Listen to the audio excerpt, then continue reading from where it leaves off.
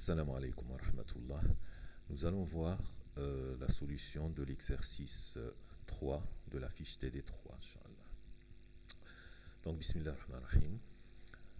Nous avons un tableau de données qui représente le nombre de personnes atteintes d'une maladie contagieuse dans une ville donnée. Nous avons donc, à partir du deuxième semestre 2018, nous avons 11 malades. Ensuite, premier semestre 2019, 7 malades. Deuxième semestre, 29 malades, et ainsi de suite. Là, la première chose à voir quand vous avez ce genre d'exercice, c'est le nombre de saisons. Il faut voir que les relevés sont semestriels. Donc, nous avons 2 semestres par année. Ceci veut dire que nous avons 2 saisons. D'accord ?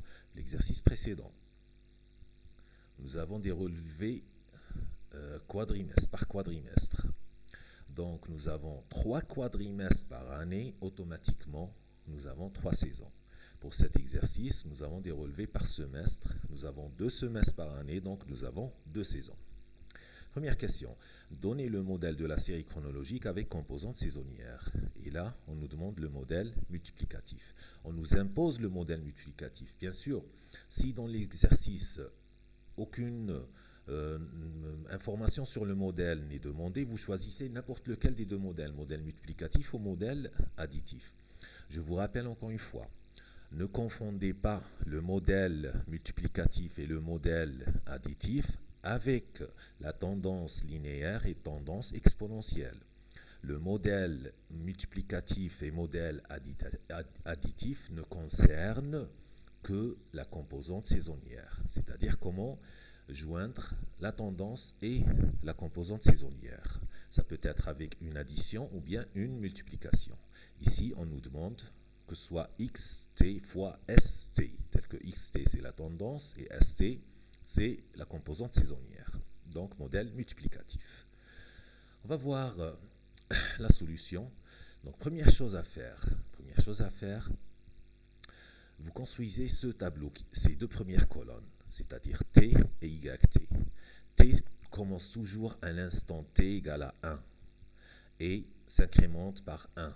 D'accord ? Ça sera 1, 2, 3, 4, 5. Yt sont les valeurs du relevé, les valeurs du tableau.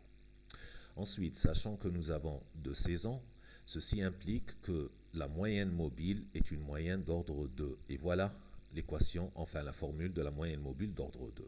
Il suffit de calculer la moyenne mobile.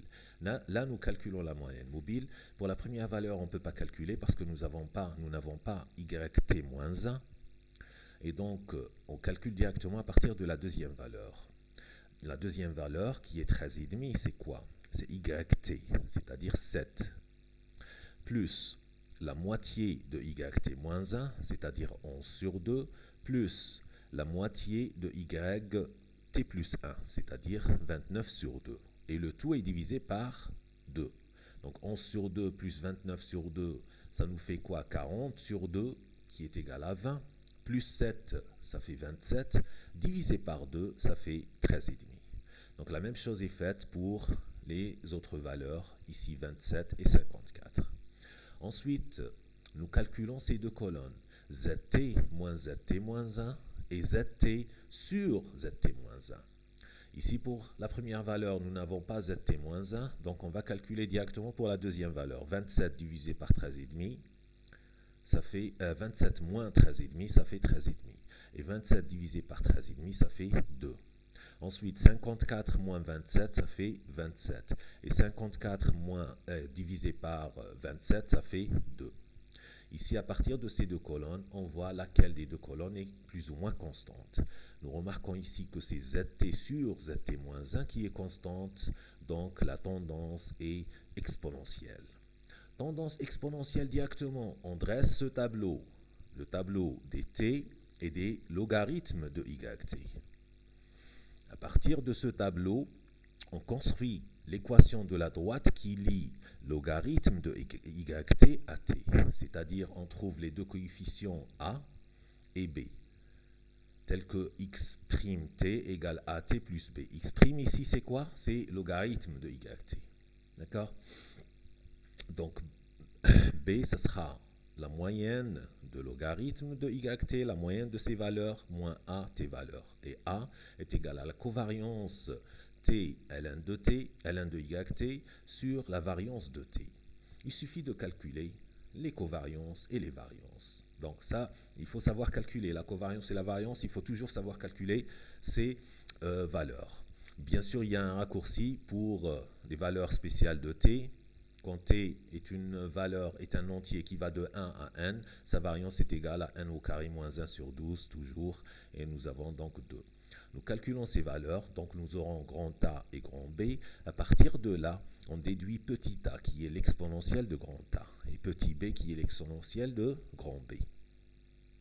Ensuite, nous aurons donc l'équation de la tendance xt. Ce sera petit a à la puissance t fois b, fois petit b. Ceci est pour trouver la tendance. Donc la différence entre le cas exponentiel et le cas linéaire, c'est juste cette étape.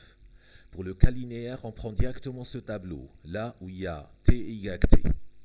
Pour le cas exponentiel, on prend ce tableau, t et ln de t, pour déduire a et b, l'équation de la droite. Ensuite, on prend l'exponentielle de ces paramètres a et b, grand A et grand B, pour avoir petit a et petit b. Et l'équation, enfin l'écriture de la tendance exponentielle, c'est petit a à la puissance t fois petit b.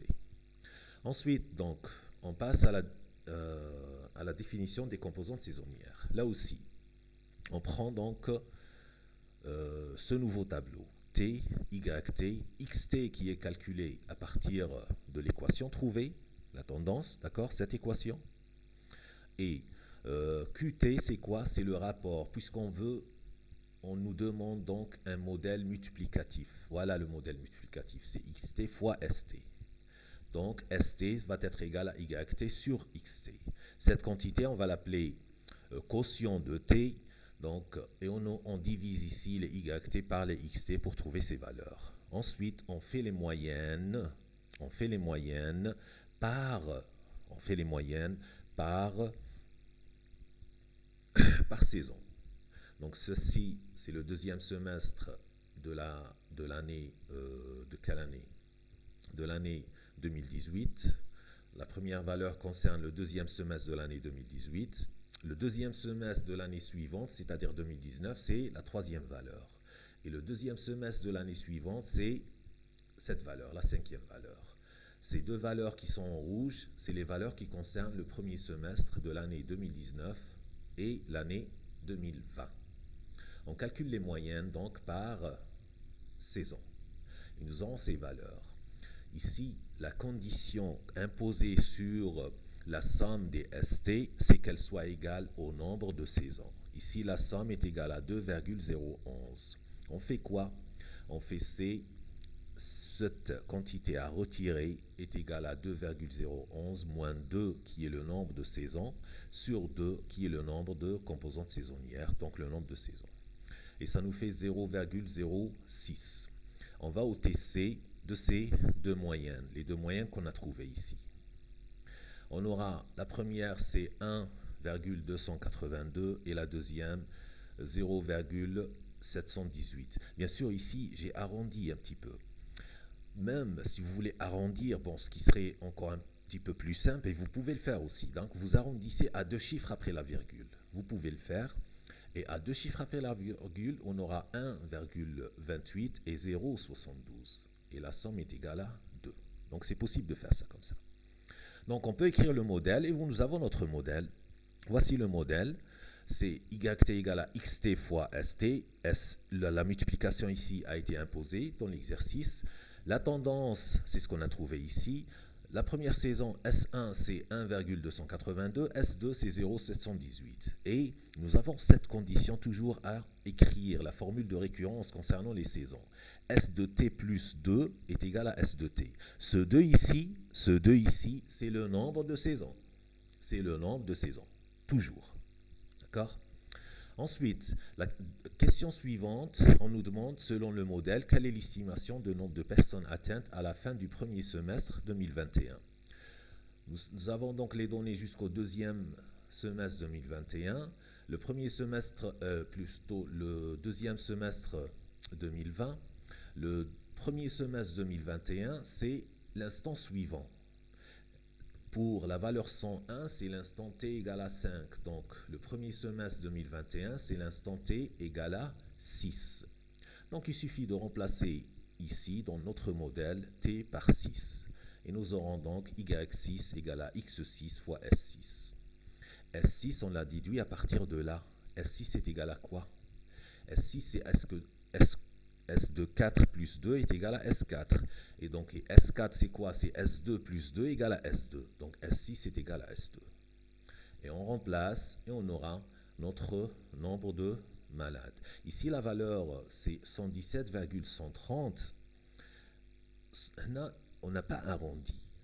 Si nous avons une personne qui est atteinte à 0,13, donc c'est une personne atteinte. On considère que c'est une personne atteinte. C'est des personnes ici, donc il faut avoir un nombre entier. Voilà la réponse. La réponse n'est pas 117,130, la réponse est 118. Voilà donc pour cet exercice. La seule différence avec l'exercice précédent, c'est-à-dire celui-ci, c'est que ici, nous avions la tendance linéaire et le modèle demandé, c'était le modèle additif. D'accord? Voilà donc, je vous remercie et bonne continuation.